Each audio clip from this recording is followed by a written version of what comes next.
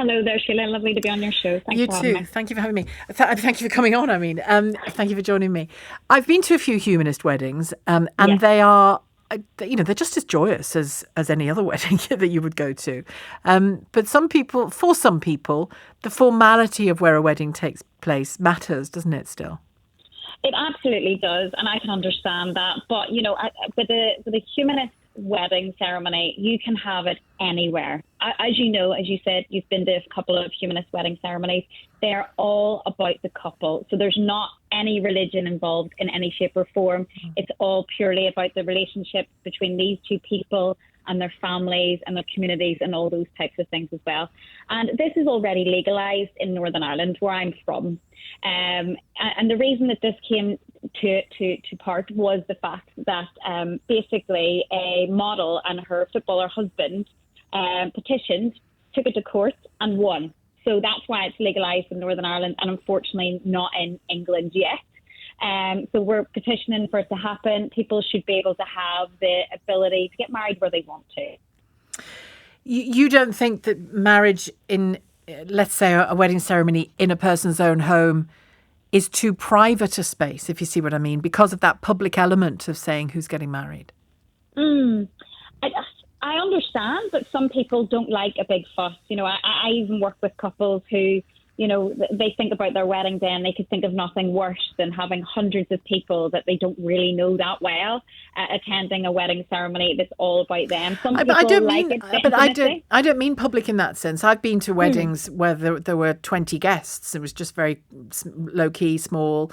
I've got one in Scotland on the Isle of Skye. I've got in my mind as I talk to you. And when I say public, I don't mean public, huge, big event, royal wedding. I just mean made public, happening in a public place. The equivalent of the band's read in some formal way. You get your license. Whereas if you start to, I rather like the idea of getting married in my own home, but I'm just thinking out loud really here on this. Yes. There is a degree to which a marriage isn't just about the couple, isn't there? In what way would you mean it? It's about The lifelong marriage. well, It is a societal thing, isn't it, as well as a private thing? No. absolutely, and that's one thing I definitely speak to my couples about before they go through the wedding process. This is a unity of everybody that you know together. You're building a life together, and that's what a marriage is. For a wedding setting, we should have the ability to have it if we want to have it in our back garden with a celebrant, with a registrar. At the moment, celebrants can't do the whole thing; they have to go to a registry office pre the day. But should we not have the ability to get married in whatever setting we want to? I wonder. My instinct is yes, but then when I think more broadly for myself, my instinct is yes. But when I think more broadly about it, I think, well, hang on. Is marriage just about you, me, being in love, getting married, having a party, inviting our friends, and that's it? Do we? The world may have moved on, but my understanding of it has always been that it is a public / societal thing as well, which is why banns are published, which is why, people want to know who the bride and groom are, and the backdrop of that is so that people who are legitimately able to wed are getting wed rather than in the privacy of your own home. We've got, you've got child marriage to contend with as well. And if we put marriage indoors too much, that there's even more risk of that, isn't there? Well, I absolutely agree, and I think there absolutely needs to be some regulations on this. So, you can't just simply marry anybody you want to tomorrow. It shouldn't be a case of that. It does need to keep that, that moment of sacrifice. You're sacrificing your life together in a positive way. You're planning to spend an eternity with this one individual, and marriage You're is a using big very thing. religious language there for a humanist, Kathryn. Sacrifice in eternity? Good Lord. Mm. Well, aren't Are the you, thing are that you the same sure thing? about this humanism You stuff? well, you plan to have a lifetime together, I don't know, you? I'm This just life joking. and not into any other life. It's just this one we have, and this is all we have together. And we plan to spend it for a lifetime together. Yeah, what do you think of the relaxations that already exist? I think they're good, but I just think that we need to keep up with the rest of the UK. Couples should be able to have whatever way they want to celebrate their marriage. in a legal way. Where might you draw the line? You know, people get married on, you know, in other countries, people get married, or people from here go to these places to be married in, you know, weird and wonderful settings, like being married under the water in your scuba gear and, you know, hanging off a mountain or whatever. Do you think? Well, as a celebrant, I'd be keen for that. I'd be up for it. But obviously, you can't just get married at the drop of a hat. It does require a lot of prior engagement, a lot of planning, and lots of things like that. I don't think it should be. You know, you can get married in Vegas. Let's think about that at a drop of a hat. Well, J-Lo and Ben Affleck did the other day, didn't they? Yeah. And after 20 years, it's finally happened. So congratulations to them. I'm delighted for them. I just wonder that, you know, the hanging off a rock thing. There is something serious about marriage, isn't there? Oh, or am I being a killjoy? I don't know. No, I think it's very serious and should be taken so. You know, this is not just a tattoo that you can get removed. This is something that you should want to commit to long term and think about it very seriously. Although you can have some lighthearted approaches and you can hang off the side of a building or the side of a mountain if you want to. I'm sure that takes a lot of planning and forward thinking anyway. And if you can do that together, you're probably more likely to stay together.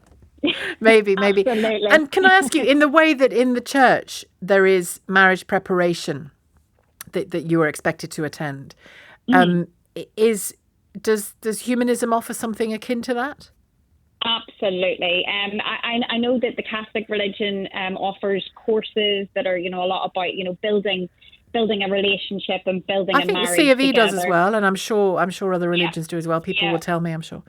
But with a humanist wedding ceremony, absolutely. I actually think that there's so much of an element to getting to know each other and getting to know your relationships and the relationships you have with other people, because a marriage is, you know, a commitment. It's a real commitment. And unless you know each other, in order to be able to answer questions about each other so that you can build this really authentic, memorable ceremony, you need to be able to answer these questions. Have you ever found yourself either in that point of preparation or indeed during the ceremony thinking, hang on a second, something's not right here? Between the two people. There certainly is. There's certainly an element. Sometimes I'm speaking to couples and, you know, it's maybe like a couple of months from their ceremony and the pressure's on. It definitely makes people feel a certain way, having to answer these questions and within themselves as well. And there's definitely nerves set in then, which is excitement as well, I think. Well, nerves are normal, aren't they? But I'm talking about something more than that. Have you ever felt the need to say to somebody, a couple, you might need to think before you do this? Thankfully, no. Thankfully, I haven't had to say that, but I've definitely spoken to people and, you know, made them realise how big of a commitment this is. And I've had heart-to-hearts with people like that before, but thankfully, it's never been a case of my opinion being, I don't know if you guys are up for this. Would you say that if you thought it, though? Probably. I'd probably find a nice way of saying it. But I'm not, you know, I'm not here to stand and decide who should get married and who shouldn't. But but then aren't we all? Don't we all have a responsibility? To that's the whole point of if anybody knows of any consanguinity, affinity, or other reason. You know, I remember being amazed hearing the then Archbishop of Canterbury, Robert Runcie, reflecting on Charles and Diana's marriage and saying, I mean, he conducted it and saying, she seemed to be the only person unaware that this was in essence an arranged marriage. And I thought, well, shame on you if you were aware. Your job was to flip and speak up. Did he say that after the wedding? Years after, yeah. Oh, big meanie. That's not nice, is it? I just think it's remiss, given what his job is supposed to be at that point. But anyway, we'll see. Kathryn, thank you. Kathryn Wilson, Humanist Wedding Celebrant. Did you leave the country to get married so that you could have a freer choice of how and where you got married? Would you welcome a serious relaxation